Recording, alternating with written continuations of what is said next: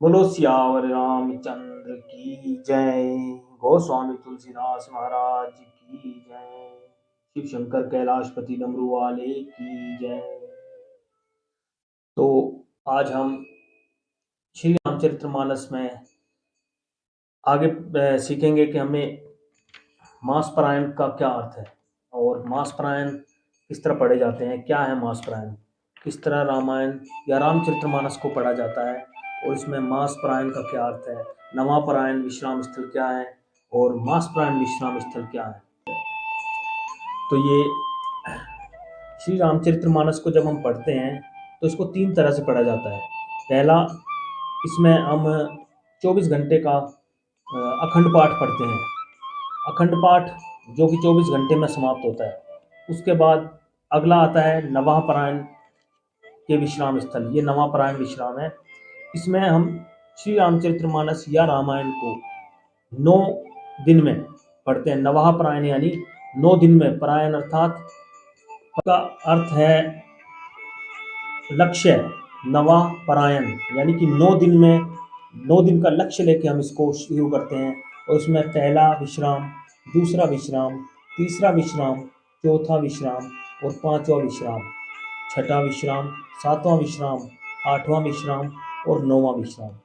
और 9वें दिन हमको श्री रामचरितमानस या रामायण को समाप्त करना होता है। तो ये लक्ष्य लेके हम नवाह पारायण विश्राम शुरू करते हैं।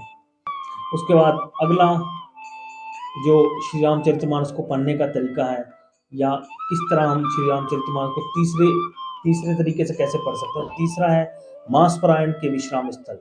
मास पारायण यानी मास यानी महीना, मास यानी महीना, पारायण यानी लक्ष्य।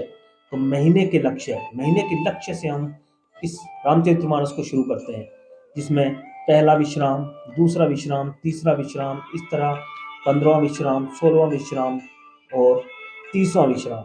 ये 30 विश्राम हैं। इन 30 विश्रामों को हम 30 दिन में हमको ये समाप्त करना होता है। हमको के बाद हम इसको जब हम शुरू करते हैं, जिस दिन हमको श्री रामचरितमानस को रखना है, पढ़ने का पहला दिन जब होना है, उस दिन हम संकल्प लेते हैं कि हमें नवाह पारायण 9 दिन में समाप्त करनी है या मास पारायण 1 महीने में समाप्त करनी है। उसी तरीके से, उसी हिसाब से हम इसको पढ़ते हैं। और अखंड पाठ जो होता है वो 24 घंटे का होता है। जब हम इसको शुरू करते हैं तो हम प्रभु के नाम का गुणगान करके और अपने मन की इच्छाओं को जाहिर करके और संकल्प लेके श्री रामचरितमानस को शुरू करें। और सबसे बड़ी बात कि जब हम रामायण या रामचरितमानस को खोलें तो हमारा मुख पूर्व दिशा की ओर होना चाहिए। पूर्व दिशा की ओर हमारा मुख होना चाहिए। हमारे दाहिनी ओर श्री बजरंगबली जी का आसन होना चाहिए। और इस तरह हम श्री रामचरितमानस को पढ़ते हैं। तो मैं आपको अभी दिखा भी देता हूँ कि आपको किस तरह से श्री रामचरितमानस का विश्राम कैसे आएंगे। विश्राम किस तरह से आप विश्राम में श्री रामचरितमानस को समाप्त करेंगे। तो यहाँ से हम प्रथम सोपान बालकांड ये जैसे शुरू हो गया, तो उसके बाद आप इसको पढ़ते रहेंगे। पढ़ते हुए आप इसको ये यहाँ पर आएंगे और यहाँ पर मास पारायण पहला विश्राम है। इसी तरह से विश्राम आएंगे। तो इस विश्राम के ऊपर या इसके नीचे जो भी फर्स्ट इधर इस साइड में जो दोहा होगा, जैसे ये दोहा है, ब्रह्मा राम ते नाम बड़ बरदायक बरदान, रामचरित सतकोटि महा ये महेश जिय जान। इस तरह से जो भी दोहा आएगा उस पर आपको श्री रामचरितमानस को समाप्त करना है। और अगले दिन यहीं से इसी मास पारायण से आगे से शुरू करके इसी तरह दूसरे मास पारायण में हमको श्री रामचरितमानस को विराम देना है।